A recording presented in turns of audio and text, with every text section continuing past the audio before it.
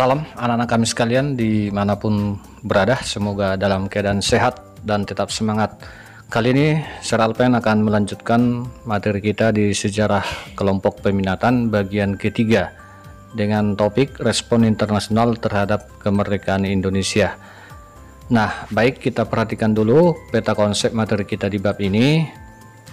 Di sini kita akan fokus nantinya membahas dua sub ya, yang mana arti penting proklamasi sudah saya jelaskan di video pembelajaran saya sebelumnya, dan juga pentingnya pengakuan kemerdekaan oleh negara lain, juga negara-negara yang memberikan dukungan terhadap proklamasi kemerdekaan Indonesia juga sudah saya jelaskan di video sebelumnya. Jadi kali ini kita fokus di dua sub terakhir, yaitu bagaimana nanti dukungan PBB terhadap kemerdekaan kita Indonesia, dan juga bagaimana sih sikap Belanda itu terhadap kemerdekaan kita ya. Nah, inilah yang akan kita bahas. Ini topik terakhir di bab 1 sejarah kelompok peminatan kelas 12. Baik, langsung saja kita ikuti satu persatu.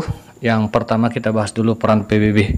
Nah, anakku sekalian, PBB ini pertama sekali kita kontak itu nanti setelah adanya permintaan dari pihak India ya dan Australia, yang mana mereka mengajukan resolusi kepada Dewan Keamanan PBB tanggal 31 Juli 1947 atas kejadian atau peristiwa agresi militer Belanda pertama ya. Nah, kemudian usulan ini ternyata diterima oleh pihak Dewan Keamanan PBB itu tanggal 1 Agustus 1947 ya. Nah, jadi dengan informasi ini maka nanti Indonesia mengutus Sultan Syahrir untuk mengajukan usul ya kepada pihak PBB nanti. Adapun usul yang disampaikan Sultan Syahrir itu tanggal 14 Agustus 1947 tentang pengajuan usul agar Belanda itu menarik pasukannya dari Indonesia ya. Nah, karena Indonesia nanti melakukan perundingan, tentu diselesaikan dulu yang namanya tembak menembak, kira-kira begitu ya nak ya. Nah, kemudian kita lanjut. Inilah dia peran PBB yang ditunjukkan dalam beberapa hal ya. Nah, kita perhatikan satu persatu. Jadi tanggal 1 Agustus 1947 Dewan Keamanan PBB itu mengeluarkan resolusi yang mengajak kedua belah pihak, maksudnya antara pihak Indonesia dengan Belanda ya. Nah, untuk menghentikan tembak menembak dan menyelesaikan pertikaian melalui arbitrasi atau dengan cara damai yang lain. Nah, itu sebabnya nanti muncullah yang kita kenal dengan perundingan Renville begitu ya nak ya. Peran yang kedua tanggal 4 Agustus 1947 Dewan Keamanan PBB mengeluarkan perintah kepada Belanda dan Indonesia untuk menghentikan permusuhan di antara mereka dan aksi tembak menembak juga ya. Nah, itu langsung dari PBB.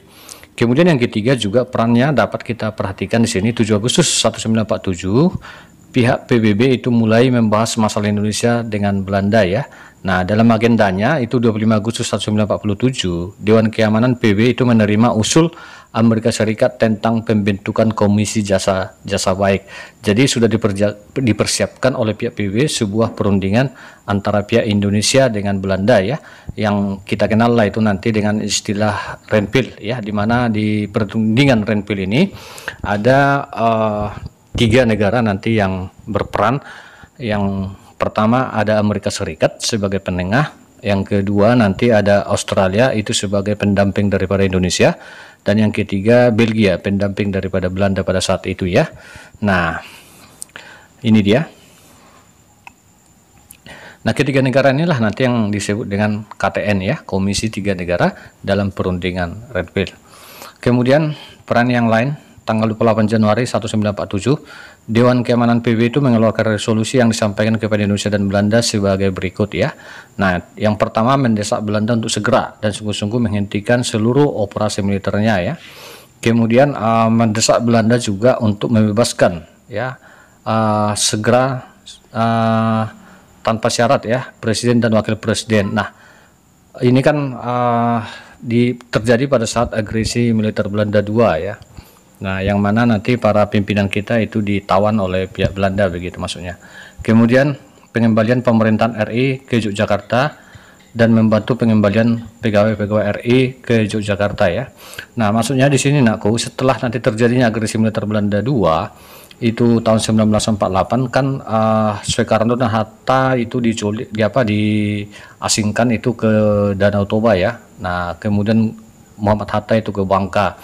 Nah, jadi di situ Belanda telah menguasai ibu kota kita Yogyakarta. Namun demikian sebelumnya itu Soekarno sudah memerintahkan Saprudin Negara untuk memindahkan ibu kota kita sementara ke Bukit Tinggi Sumatera Barat ya. Itu maksudnya dalam hal ini ya. Kemudian di sini Indonesia itu resmi dan masuk menjadi anggota PBB pada tanggal 28 September 1950 ya nak ya. Nah, kemudian kita masuk bagaimana sih sikap Belanda terhadap kemerdekaan Indonesia. Nah, tentu pada awalnya sikap Belanda itu jelas tidak menerima ya. Itu sebabnya nanti mereka melakukan perlawanan terhadap proklamasi kemerdekaan Indonesia, sama sekali tidak mengakuinya ya.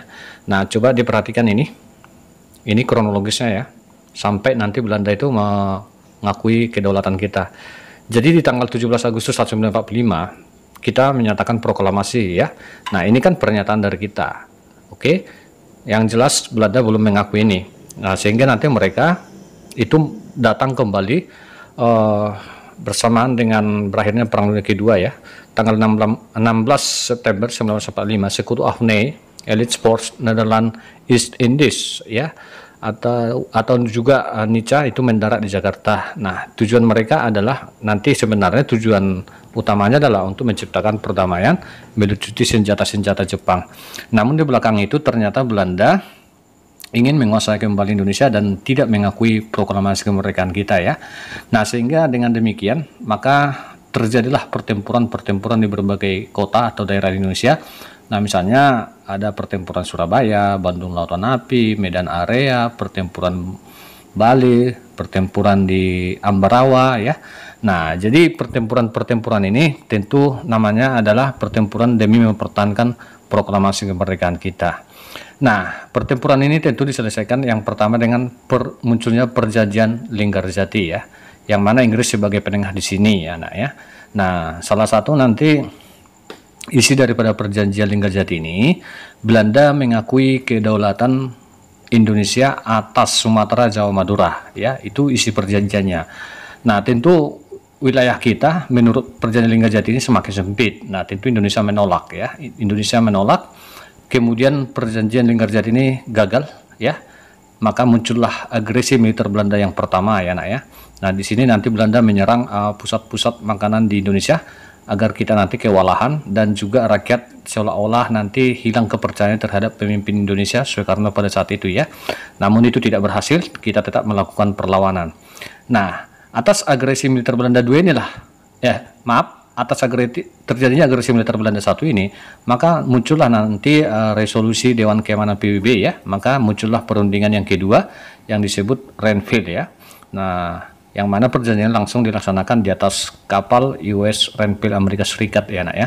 Jadi di sini penengahnya adalah Amerika Serikat, Indonesia didampingi Australia, Belanda didampingi oleh Belgia. Nah, ketiga negara tersebutlah yang disebut dengan istilah KTN, Komisi Tiga Negara ya. Nah, namun demikian perlu saya sampaikan, isi perjanjian Renville ini ternyata membuat wilayah Indonesia semakin sempit lagi ya. Kenapa? Karena isinya adalah Belanda hanya mengakui kedaulatan Indonesia atas sebagian Pulau Sumatera, sebagian Jawa, sebagian Yogyakarta begitu ya. Nah, tentu ini sangat merugikan Indonesia pada saat itu ya. Nah, sehingga perundingannya juga gagal ya. Maka terjadi lagi tembak menembak atau sering disebut dengan agresi militer Belanda II. Nah, ini dia ya. Nah, jadi agresi militer Belanda II ini nanti di sinilah yang diserangnya langsung ibu kota kita Yogyakarta ya. Nah ya, Soekarno langsung ditawan, ditangkap, diasingkan ke Danau Toba ya. Nah, kemudian untuk menyelesaikan agresi militer Belanda II ini, maka muncullah perundingan Romproyen anakku sekalian ya, tahun 49. Nah, perjanjian Romproyen ini sebenarnya untuk menghentikan tembak menembak. Di sinilah nanti PBB itu sangat berperan sebenarnya ya untuk mendukung kemerdekaan kita. Maka nanti digagaslah sebuah perundingan besar langsung di meja Mahkamah Internasional daripada PBB ya, tepatnya 23 Agustus 1945, konferensi meja bundar. Jadi anakku sekalian, di konferensi meja bundar inilah nantinya Belanda mengakui kedaulatan kita ya, tepatnya itu nanti 27 Desember 1949 Belanda mengakui kedaulatan Indonesia. Jadi kita sudah diakui, walaupun nanti yang belum diakui itu adalah Irian Barat. Yang mana Irian Barat itu nanti akan dibahas satu tahun kemudian ya. Jadi isi yang paling penting dari KMB itu bahwa Belanda telah mengakui kedaulatan Indonesia kecuali Irian Barat, akan dibahas 1 tahun kemudian. Nah ini momen penting, secara penting bagi bangsa Indonesia, yang mana Belanda telah mengakui kedaulatan Indonesia begitu ya. Nah, mudah-mudahan anak kami sudah paham apa yang saya sampaikan di materi ini.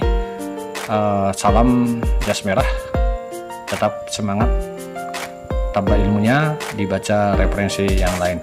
Salam dari Seralpen, kita ketemu di materi berikutnya, bab 2 sejarah kelompok peminatan kelas 12.